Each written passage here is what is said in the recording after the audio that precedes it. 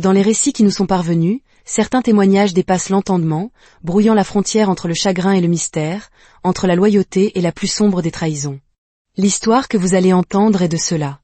Elle nous plonge au cœur d'une famille frappée par le deuil, pour révéler une vérité bien plus effroyable que la mort elle-même. Préparez-vous à écouter une confession qui vous ébranlera jusqu'au plus profond de votre être. Je ne suis pas mort. Je suis toujours en vie. Ne fais confiance à personne. Je m'appelle Nova. En cet instant, je me tiens aux funérailles de mon père, entouré de larmes, de fleurs, et de l'odeur du chagrin, si dense qu'elle en devenait palpable. Mais ce que vous ignorez, ce que personne ne savait jusqu'à aujourd'hui, c'est que cette histoire ne s'achève pas avec une mise en terre. Non, cette histoire ne fait que commencer. Une pluie battante s'abat sur Détroit, Michigan, en cette matinée d'octobre. Je serre la main de maman Zuri, tandis que le cercueil de papa est descendu dans la terre humide. Sauf qu'il n'y a rien dans ce cercueil, rien que des cendres et des souvenirs, car mon père, Legend et mon Dieu, il portait bien son nom, avait été si sévèrement brûlé dans cet accident de voiture qu'il n'était resté de lui quasiment rien à rassembler. J'ai 21 ans. Me voilà, dans ma robe noire, à regarder mon monde entier disparaître dans un trou creusé dans le sol. Mes 3 jeunes frères, Jaden, Kingston, et le petit Messia, pleurent à fendre l'âme, et mon cœur se brise en écho aux leurs. Maman Zuri s'efforce de rester forte, mais je la vois trembler comme une feuille dans ce vent d'octobre. Cependant, la personne que j'observe avec le plus d'attention est l'homme qui se tient en face de nous. Les larmes inondant son visage, comme s'il avait perdu un être de son propre sang. Omari, mon parrain. Le meilleur ami de papa depuis leur adolescence, lorsqu'ils écumaient les rues de Détroit. L'homme qui était censé être un membre de notre famille. Si seulement j'avais su alors ce que je sais maintenant. Laissez-moi vous raconter comment nous en sommes arrivés là, car il est essentiel de comprendre quel genre d'homme nous avons perdu ce jour-là, et quelle amitié mon père pensait avoir. Mon père, Legend, et Omari étaient amis depuis le lycée. Et je parle d'une amitié fusionnelle, plus forte que des liens fraternels. Le genre de relation où l'un ne pouvait imaginer sa vie sans l'autre. Quand papa n'était qu'un jeune homme cherchant sa voie, Omari était à ses côtés.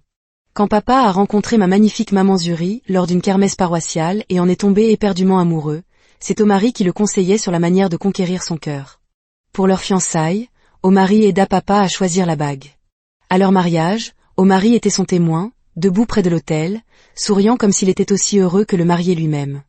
Et à ma naissance, quand je suis arrivée dans ce monde en hurlant comme si j'en étais la reine, papa a honoré leur amitié en faisant d'Omari mon parrain. Voilà à quel point leur lien était profond. Voilà à quel point papa faisait confiance à cet homme, lui confiant ce qu'il avait de plus précieux, sa famille. Nous n'étions pas riches, loin de là. Papa travaillait au service d'entretien de la ville, réparant des canalisations et colmatant des routes, s'échinant au travail chaque jour pour que sa famille ne manque jamais de rien. Quitte à porter les mêmes bottes de travail trouées pendant 2 ans. Quitte à ne jamais s'acheter de nouveaux vêtements pour que nous, les enfants, ayons tout ce qu'il nous fallait pour l'école. Maman avait sa petite entreprise de tisanes et d'herbes médicinales, vendant ses remèdes au marché fermier chaque week-end. Les gens venaient de 3 comtés à la ronde pour se procurer les mélanges spéciaux de maman Zuri. Elle avait ce don, cette façon de regarder quelqu'un et de savoir exactement de quelle guérison il avait besoin. Nous avions assez, cependant. Assez de nourriture, assez de vêtements, assez d'amour pour remplir notre petite maison de l'Est de Détroit jusqu'à la faire ressembler à un manoir. Mes frères et moi ne nous sommes jamais sentis pauvres, car papa veillait à ce que nous sachions que nous étions riches de toutes les manières qui comptent vraiment. Mais il y avait cette chose, à propos de papa et d'Omari, qui aurait dû être notre premier signal d'alarme. Ils travaillaient dans la même entreprise, gagnaient le même salaire, mais leur vie n'aurait pu être plus différente. Papa était responsable jusqu'au dernier centime. Il s'asseyait à la table de la cuisine chaque dimanche soir avec son petit carnet, notant chaque dépense, planifiant chaque dollar. Omari, lui, était un panier percé. Les jeux d'argent, principalement. Il pariait sur tout et n'importe quoi. Et toutes les quelques semaines, comme une horloge, Omari se présentait à notre porte, la main tendue, avec une histoire larmoyante. Et chaque fois, papa piochait dans son portefeuille pour l'aider. « Legend », disait maman, une ride d'inquiétude creusant son front, « ne penses-tu pas qu'Omari vient un peu trop souvent ?» Mais papa balayait ses craintes d'un revers de la main. « Zuri, c'est mon frère. Nous avons tout traversé ensemble. La famille prend soin de la famille. Mais Legend, il gagne la même chose que toi et n'a que 2 enfants alors que nous en avons 4. Comment se fait-il qu'il soit toujours en difficulté alors que nous nous en sortons ? Certains sont simplement moins doués avec l'argent, chérie. Ça ne veut pas dire que je dois cesser de me soucier d'eux. Papa était aveugle quand il s'agissait de son meilleur ami. Et ce qui était pire, c'est qu'il ne lui cachait rien. Problème d'argent, dispute familiale, projet d'avenir. Omari semblait toujours en savoir plus sur nos affaires qu'il n'aurait dû. Comment fait-il pour toujours savoir tant de choses sur nous? Avais-je demandé à maman un jour, vers mes 16 ans.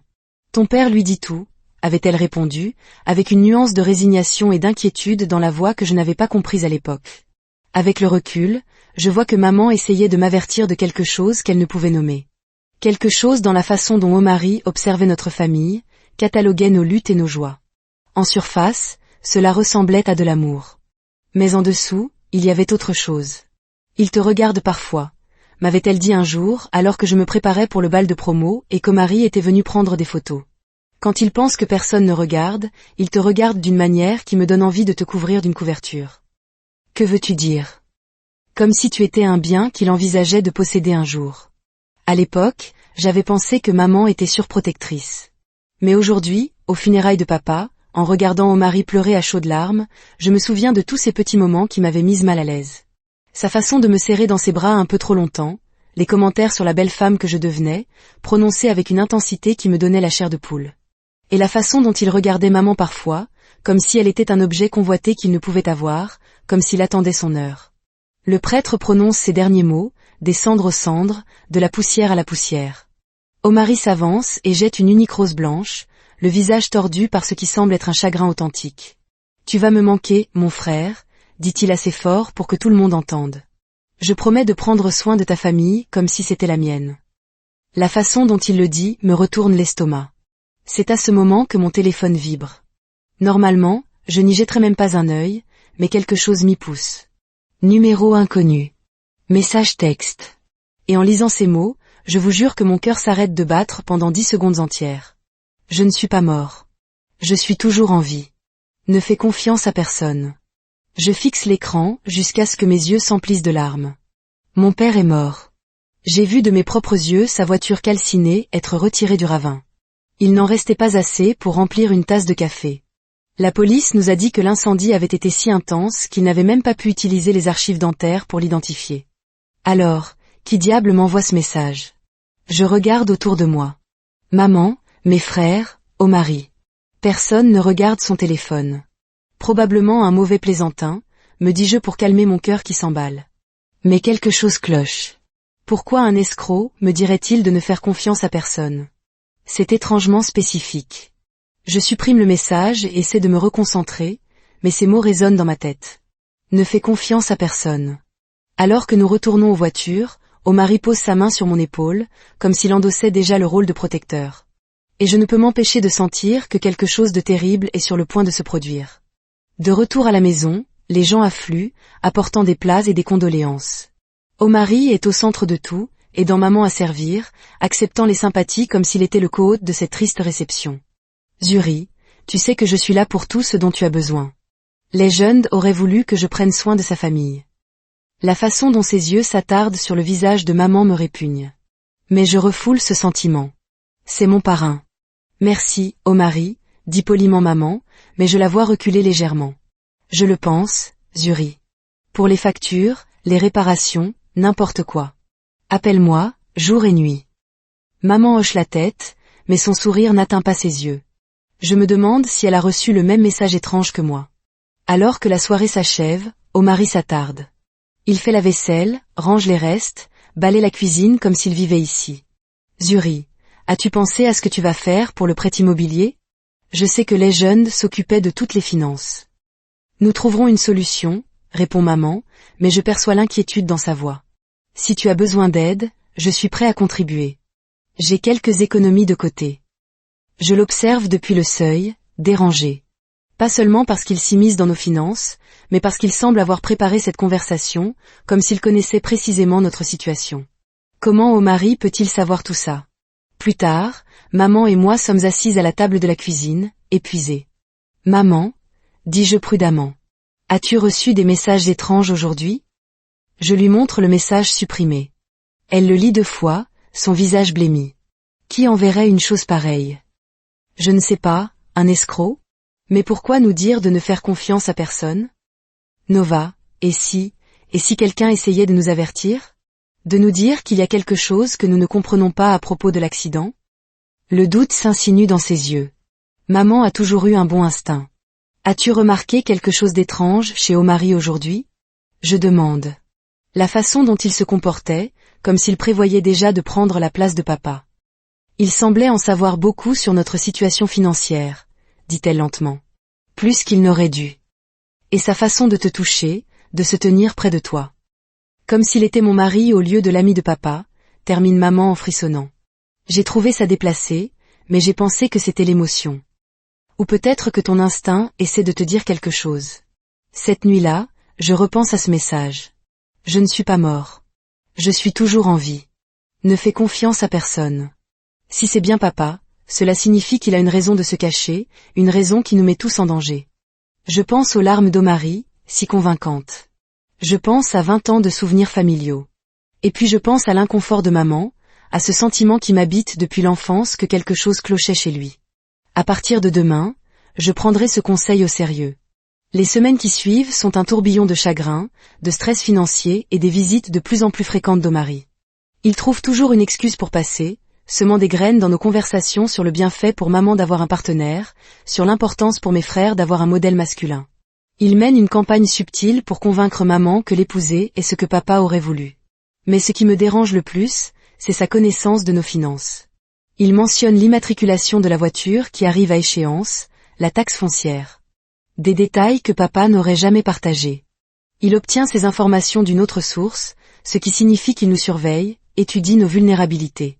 Un jour, je le surprends en train de fouiller dans le bureau de papa. « Qu'est-ce que tu fais ?»« J'aide juste ta mère à s'organiser, » dit-il avec un sourire charmeur, sans être le moins du monde décontenancé. Elle est dépassée en ce moment. « De quel papier as-tu besoin ?»« Documents d'assurance, relevé bancaire.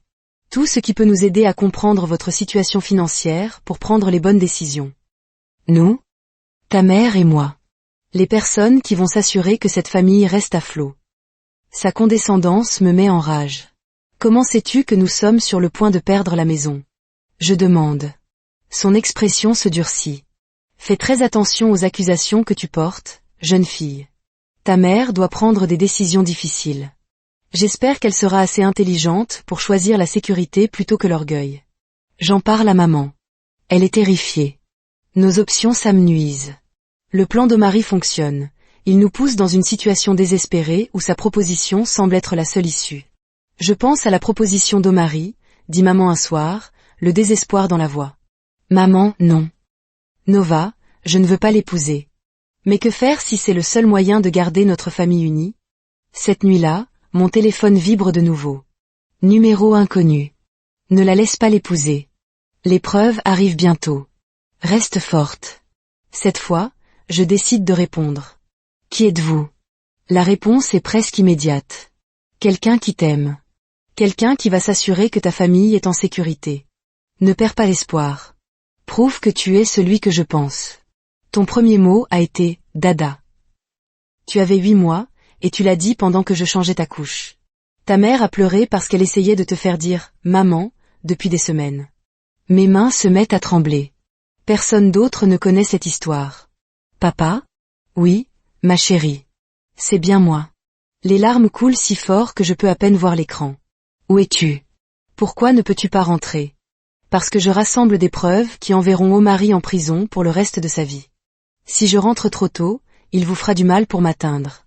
Des preuves de quoi? De ce qu'il a fait à ta mère il y a 21 ans. De ce qu'il planifie contre notre famille depuis le début. Nova. Omari est ton père biologique. Le monde s'écroule.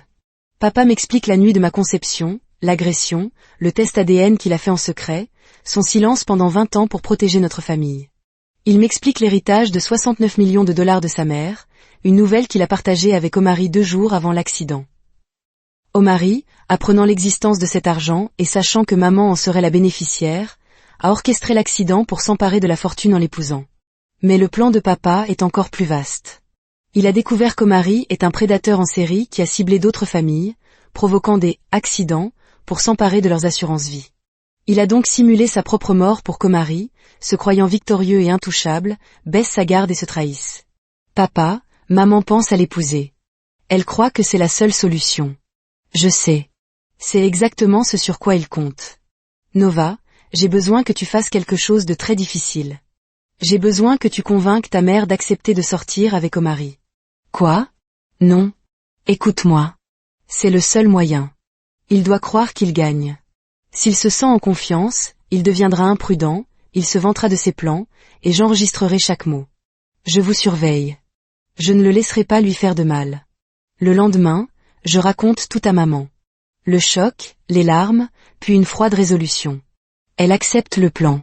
Cet après-midi-là, quand Omari passe, elle lui annonce qu'elle est prête à envisager un avenir avec lui. Son visage s'illumine. Il l'invite à dîner le lendemain soir. Le premier rendez-vous est une torture pour maman. Ils parlent de leur avenir comme d'un fait accompli, planifiant leur vie sans elle, prenant déjà le contrôle. Les semaines suivantes sont un cauchemar. Les rendez-vous se succèdent. Omari devient de plus en plus possessif, autoritaire. Un soir, maman rentre avec un bleu au poignet. Il l'a agrippée quand elle a voulu partir. Le danger monte. 2 semaines passent sans nouvelles de papa. Le doute s'installe. Et si tout cela n'était qu'un jeu cruel? Nos finances sont au plus bas. Omari nous tient. Lors de leur 15e rendez-vous, il devient menaçant. Ma patience a des limites, Zuri. Il est temps de prendre une décision. Il la pousse à l'engagement. 2 jours plus tard, il lui donne rendez-vous dans un café du centre-ville pour une discussion importante. C'est la demande en mariage. Maman part, le cœur lourd, déterminée à gagner du temps. 1 heure plus tard, elle m'appelle, terrifiée. Viens me chercher. Il s'est passé quelque chose. Au café, elle est en larmes. Il l'a demandé en mariage publiquement. Elle a refusé, demandant du temps. Il est entré dans une rage folle. J'ai tout planifié depuis des années. A-t-il crié. J'ai fait en sorte que l'accident de Legend arrive au bon moment. Il a admis avoir tué papa. En partant, nous le voyons. Il nous attend dehors, le visage tordu par la haine. Nous nous échappons par l'arrière, mais il nous suit. Tu ne peux pas me quitter comme ça, Zuri. Sans moi, vous perdrez tout. Je m'assurerai que vous ne vous en sortiez pas. En rentrant, une note est collée sur la porte, nous devons finir notre conversation. Je reviens demain soir. Le lendemain, il est là, mais pas seul. 2 hommes imposants l'accompagnent. Je t'ai dit que le temps était un luxe que nous n'avions pas, Zuri. Tu vas m'épouser. La seule question est de savoir si tu le feras de ton plein gré, ou si je devrais te convaincre. L'un des hommes sort une arme. C'est alors que la porte d'entrée explose. Police de Détroit. Personne ne bouge. 6 officiers envahissent le salon. Et derrière eux, entrant comme s'ils rentraient du travail, mon père. Legend. Vivant. Réel. Bonjour, Omari, dit papa calmement. Je crois que nous devons parler. Le visage d'Omari passe de la confiance à la terreur pure. Tu es censé être mort. Balbutie-t-il. Tu as vu ce que je voulais que tu vois, répond papa, le regard glacial. Tu as vu l'accident que j'ai mis en scène pour te faire croire que tu avais enfin gagné. Le détective Santos, qui enregistre tout, intervient. Omari Johnson, vous êtes en état d'arrestation pour tentative de meurtre, fraude, extorsion et conspiration. Vous ne pouvez rien prouver. Nous enregistrons vos conversations avec Madame Matthews depuis des semaines. Nous avons vos aveux sur l'accident, les preuves ADN de l'agression, et les témoignages concernant 3 autres femmes décédées dans des circonstances suspectes après vous avoir fréquenté. Le visage d'Omari devient gris. Alors que les officiers l'emmènent, il me lance un dernier regard haineux. Ce n'est pas fini. Nova est ma fille, mon sang. Je reviendrai la chercher. Elle n'est pas à toi, rétorque papa fermement. L'amour est plus fort que le sang. 6 mois plus tard, Omari a été condamné à la prison à vie sans possibilité de libération conditionnelle. L'enquête a révélé l'ampleur de ses crimes, s'étendant sur 20 ans et plusieurs États. Avec l'héritage de papa, nous avons aidé les familles des autres victimes et créé une fondation. J'ai appris que les familles ne sont pas bâties sur la biologie, mais sur le choix. Chaque jour, je choisis Legend Matthews comme mon père. Chaque jour, je choisis Yuri Matthews comme ma mère. Et chaque jour, ils me choisissent en retour. C'est ce que font les vraies familles. Elles se choisissent, encore et encore, quoi qu'il arrive. Mon nom est Nova Matthews, et ceci est mon histoire. L'histoire de comment une famille a survécu à un monstre, comment l'amour a triomphé de la biologie, et comment, parfois, les morts peuvent vraiment revenir pour sauver ceux qu'ils aiment plus que tout. L'histoire de Nova Matthews est un rappel puissant que les liens du sang ne définissent pas une famille. Ce sont les liens du cœur, tissés par le choix, le sacrifice et un amour inconditionnel, qui constituent le véritable héritage. C'est dans l'épreuve que se révèle la véritable nature des hommes, et c'est dans l'amour que réside la force de surmonter les plus sombres machinations.